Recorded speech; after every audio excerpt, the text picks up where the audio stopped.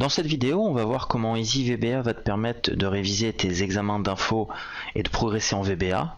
Et en plus faire la correction complète d'un exercice très important vu des examens sur la recherche, dans lequel vous faites souvent de grosses erreurs.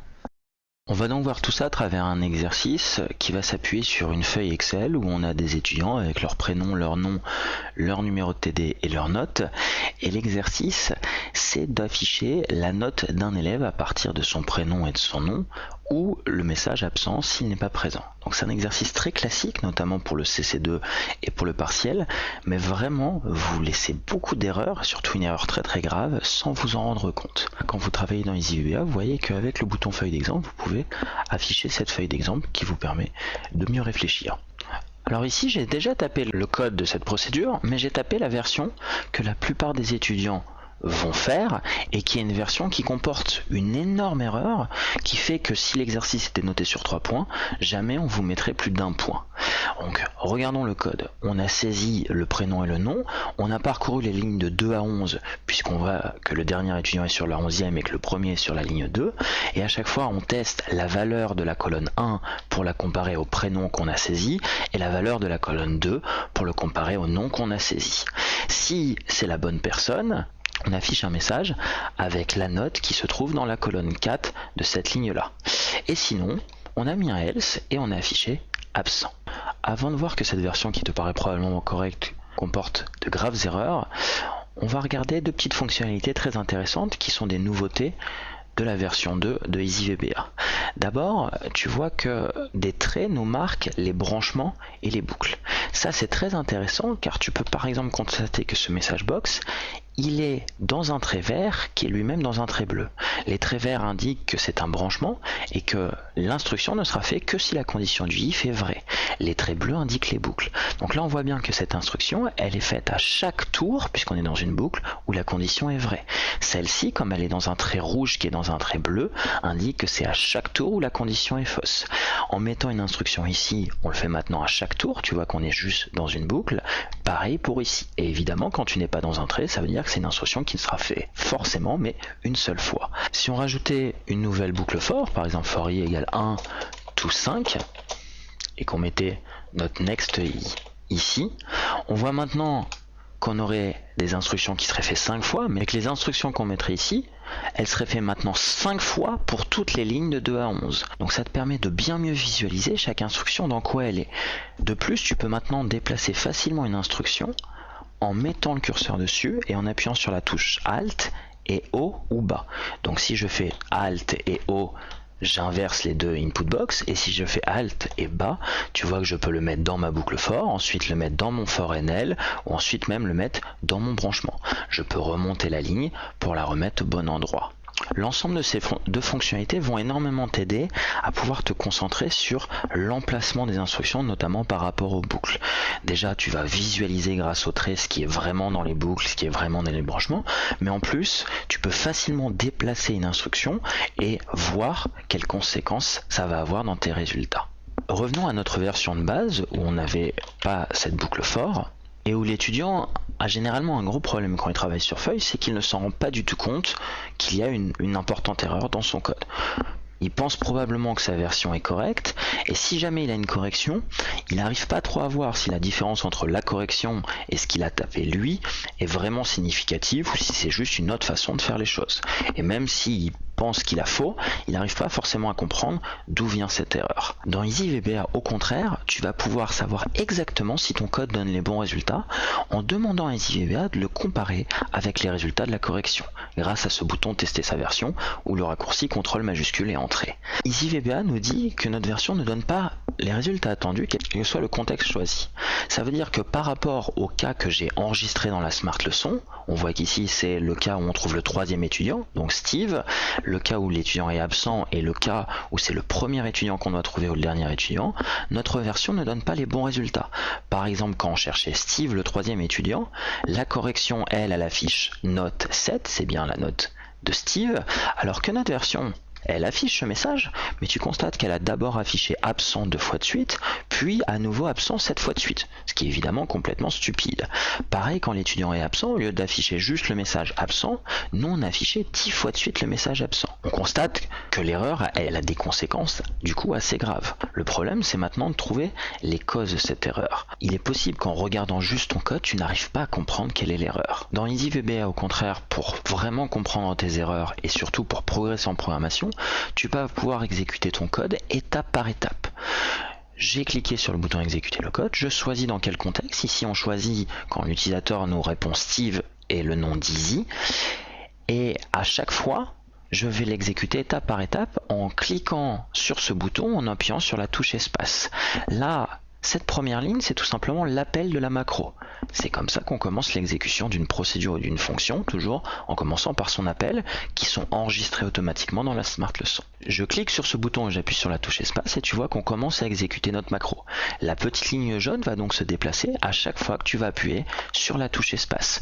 Là par exemple, on lui demande le prénom et là maintenant on lui demande le nom. Tu vois que ça a été enregistré, que l'utilisateur répond easy. Et tu peux voir tes variables. Tu vois qu'on a la variable NL qui vaut 0 pour l'instant parce que c'est la valeur par défaut pour le type integer, et inversement pour les variables N et P, on a bien Steve et ici les deux valeurs qu'on a saisies. En plus, tu vois en direct la feuille Excel utilisée, ce qui te permet de mieux comprendre ce qui se passe, et on va pouvoir déplacer cette petite ligne jaune pour comprendre exactement ce qui se passe et quelle est notre erreur. Donc justement, quand on exécute le for, la variable NL prend la valeur 2. Ensuite, il teste notre if, ce qui me permet de te montrer un autre outil d'EasyVBA, c'est le panneau évaluation. Le panneau évaluation, il te montre tout simplement toutes les étapes qu'a fait EasyVBA pour exécuter la dernière instruction. Donc pour exécuter ce if, il est parti de notre code cellsNL1.value égale P, n cellsNL,2.value égale n. Et il a évalué au fur et à mesure les variables et les expressions pour au final arriver à la valeur false, et cette valeur false lui a indiqué donc de passer directement au else. Tu peux passer ta souris sur les évaluations pour voir qu'il a commencé par évaluer NL à la valeur 2. Donc tu vois que ce qui est en bleu surligné, c'est ce qui va être évalué, et ce qui est en rose, c'est le résultat qu'il vient d'obtenir en évaluant l'expression qui était en bleu juste au-dessus. Donc ensuite, il a évalué le cels de virgule 1 à un objet range. Donc un objet dans EasyVBA, t'es indiqué avec des crochets le nom de la classe, ici c'est un objet range, et ce qui permet d'identifier. Ici c'est l'objet range qui représente la cellule L2C1. Donc c'est cette cellule-là. Et ensuite on a évalué le point value de cet objet range qui nous a donné la valeur Paul. On a évalué P à Steve et il a évalué Paul égale Steve, qui a donné la valeur false. Il a fait la même chose pour les noms et il a trouvé à la fin que Bobo égale Dizzy, c'était faux. Et du coup, false and false a été évalué à la valeur false et il est passé directement du if au else. Et là, on voit bien quel est le problème. C'est que on lui a dit justement d'exécuter quelque chose dans le else. On lui demande d'afficher absent. Alors que pourtant notre élève est bien présent. On passe au next NL, à nouveau on trouve que la ligne n'est pas correcte, ce n'est pas Steve Dizzy, mais du coup on affiche à nouveau le message box absent. Et quand on passe à NL égale 4, donc qu'on va être sur la bonne ligne, là tout d'un coup on affiche la note correcte, on est content, mais en plus on continue quand même notre boucle, et du coup à nouveau on est sur NL égale 5 et on affiche que l'étudiant est absent. Donc une fois que tu as vraiment compris d'où venait l'erreur, tu peux réfléchir pour corriger cette erreur. On a bien vu qu'en fait, ce message box absent, on l'affiche maintenant pour toutes les lignes qui ne sont pas correctes. Mais si tu regardes justement les petits traits rouge, bleu et vert, c'est exactement ce que ça nous indique. On l'a bien dit, ce trait rouge indique que c'est pour tous les tours où la condition est fausse, puisqu'on est dans le rouge du else qui est dans le bleu de notre boucle for. Or, on voulait l'afficher une seule fois, ce message. Donc on voit bien qu'au lieu de les laisser dans le else, il faut qu'on le déplace avec la touche Alt et bas en dehors de la boucle. On veut l'afficher une seule fois. D'ailleurs, ce qu'on peut se dire, c'est que c'est pareil. Ce message, on ne veut pas l'afficher pour tous les étudiants qui ont le prénom et le nom. Il n'y en a qu'un seul. Donc du coup, ça serait plus logique de le sortir de la boucle et de le mettre après le next. Par contre, du coup, il faut qu'on ait stocker la note, cette fois-ci dans une variable. Donc ce qu'on va faire, c'est qu'on va créer une variable note et qu'ici on va affecter cette variable en prenant justement la valeur de la cellule. Il faut qu'on déclare la variable note et justement dans EasyVBA, tu as des petites astuces pour taper beaucoup plus vite ton code. Pour taper as integer, il suffit que tu tapes A I, donc le A de as et le I de integer, et tu fais maintenant CTRL plus espace, et il te tape le integer toi-même. Il y a une deuxième manière de le faire. Pour chaque type, tu peux faire CTRL majuscule et la première lettre du type, donc CTRL majuscule I, et là aussi il te tape directement le as integer. Tu retrouves tous les raccourcis disponibles dans ce panneau raccourci. Par exemple, tu vois qu'en faisant CTRL U, ça te permet de taper directement égal true. Pour faire byval, il suffit que tu tapes BV et CTRL plus espace. TR, CTRL plus espace va te taper le true et FO va te permettre de faire directement une boucle for. Testons notre nouvelle version. Évidemment, elle n'est pas encore tout à fait juste, puisque maintenant, quand l'étudiant existe, on affiche note 7, mais on affiche absent. Au moins, on l'affiche qu'une seule fois, mais on l'affiche quand même. On voit bien que ce qu'il faut, c'est qu'à la fin, on veut les faire une seule fois, ces message box, mais on veut faire soit l'un, soit l'autre. Donc effectivement, là, il nous faut un if-else. Donc tu peux taper if, CTRL espace pour qu'il tape le zen directement. On va mettre ça dans notre if. On va rajouter un else. Et on va mettre celui-là dans le else. Sauf qu'il faut maintenant trouver notre bonne condition. Comment indiquer si oui ou non on veut afficher la note ou si on veut afficher le message absent.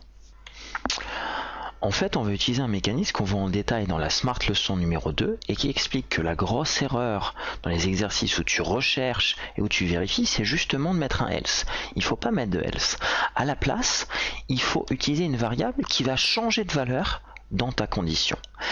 Tu vas lui donner une valeur de départ avant la boucle et ensuite tu vas te dire qu'il y aura deux possibilités. Soit la variable change de valeur si la condition est vraie au moins une fois, soit si la condition est fausse à chaque tour, elle va garder sa valeur d'origine. Donc là par exemple, pour savoir si on a trouvé l'étudiant, on peut partir d'une variable qu'on va intituler trouver et on va lui donner la valeur false au départ. Bien sûr, on va la déclarer as boolean, donc trouver, et donc CTRL majuscule B ou A, B, CTRL espace pour taper le as boolean. Et dans ce branchement, on n'a plus qu'à faire une seule chose, c'est d'indiquer que la variable trouver va devenir true.